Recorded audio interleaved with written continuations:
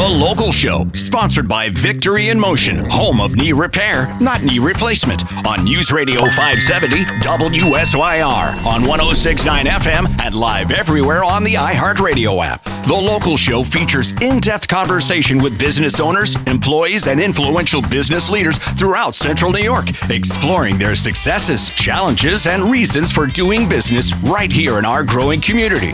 The Local Show is produced locally by Zoe Advertising. Now your hosts, Tom and Steve. Welcome in, ladies and gentlemen. This is the 2025 winter edition of The Local Show. I'm your host, Tom Soccocio Jr., along with my friend and co-host, Steve Roberts. In every episode, we dive into captivating conversations with Syracuse's movers and shakers, like business owners and top executives, entrepreneurs, nonprofit organizations, and more. Brace yourself for jaw-dropping business insights and success stories.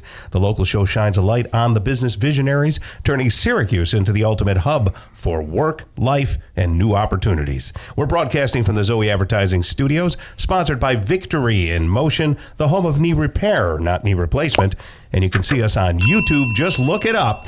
You'll see Zoe Advertising. Somebody messed with my headphone volumes, huh? Maybe. Is that what happened, Steve? Maybe. You know why? Because I can hear.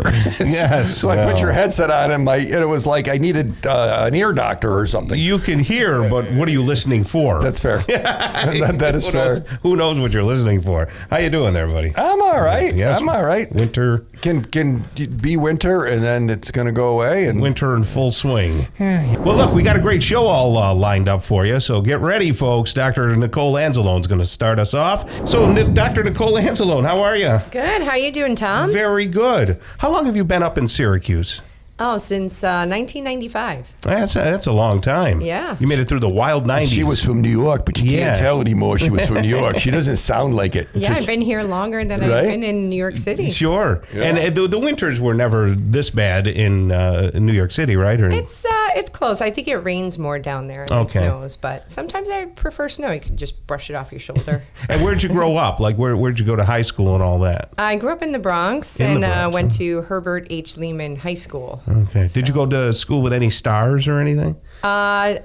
Jennifer Lopez was in my neighborhood. No kidding. Yeah, my mom knew her family. Well, so she was Jenny from the block. You're I'm Nikki Nicole, from the Nikki block. from the block.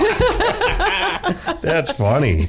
What made you want to go into audiology, and what brought you up to Syracuse?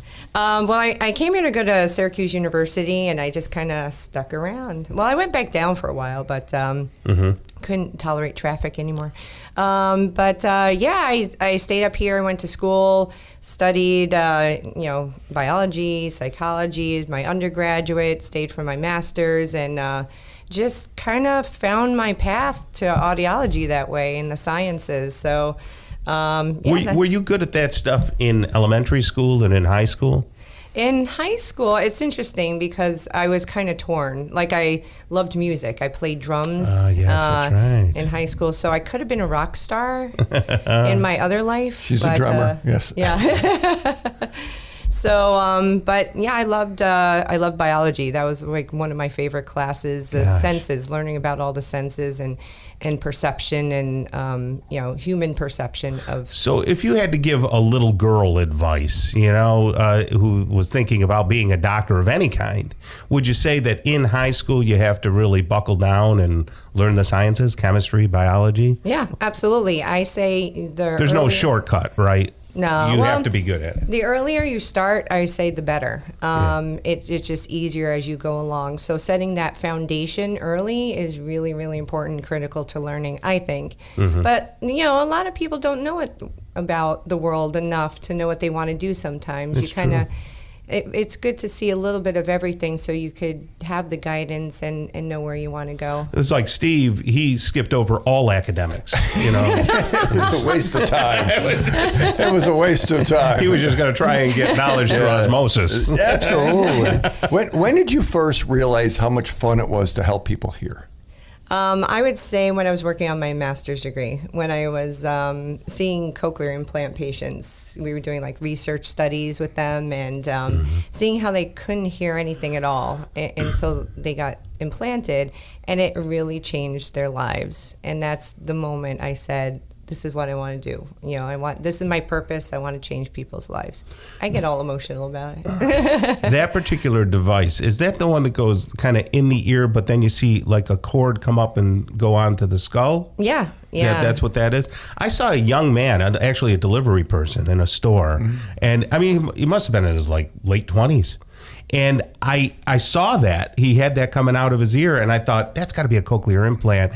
And I was unsure how to address him. Like, normally I would say, hey, how you doing? Can I get the door for you? And I was wondering, could he hear me? Could he not hear me? How do people hear? How well do they hear with that particular device? The success depends on how long they've had hearing loss and how quickly they've been treated. So if they get implanted early enough, or if they've had hearing for a long time and it was just progressive loss, they're usually more successful. Okay. If they've gone without hearing for longer periods of time, it's a little harder and takes a little longer to kind of figure out what you're hearing, because the brain can forget. Is that bone conduction? Is that what it is? Or is it not going around the ear? How does it actually work? So there's an implanted part that goes under the scalp, and there's a little wire that extends into the inner ear.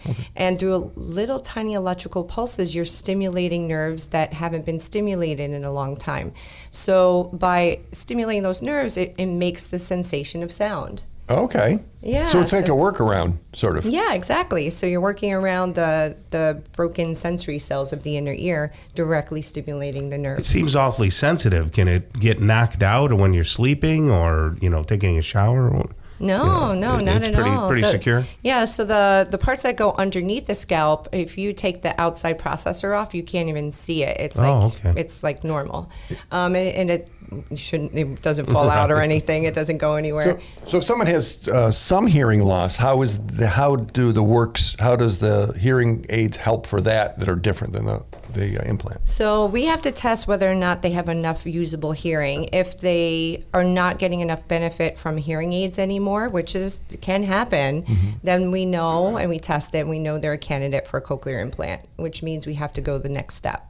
Okay. So if someone just has regular hearing loss, if there is such a thing as regular hearing loss, how do you help that?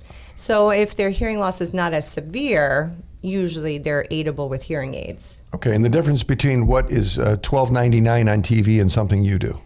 Yeah, it's a lot different. Yeah, it's an earbud amplifier speaker versus an actual hearing device. You have to treat a damaged ear differently than you do a normal ear. You can't just make things louder. Right. There's ways to process sound to make it easier for them to hear. And with some of the new generation hearing aids that you might carry, is AI playing a big role? And wrap that up in about 20 seconds. Oh, yeah. So the AI helps process and filter out noises, so it makes it easier for you to hear. It gives you more support, picking out important sounds in your environment like speech and conversation rather than the background noise. That's very helpful. So if you're having to turn your radio up a little too loud, maybe it's time to get a hearing test. Kind of starts with that. Getting a check. 468-2985. Yep. SyracuseHearingSolutions.com. 468-2985. It all starts with a quiz.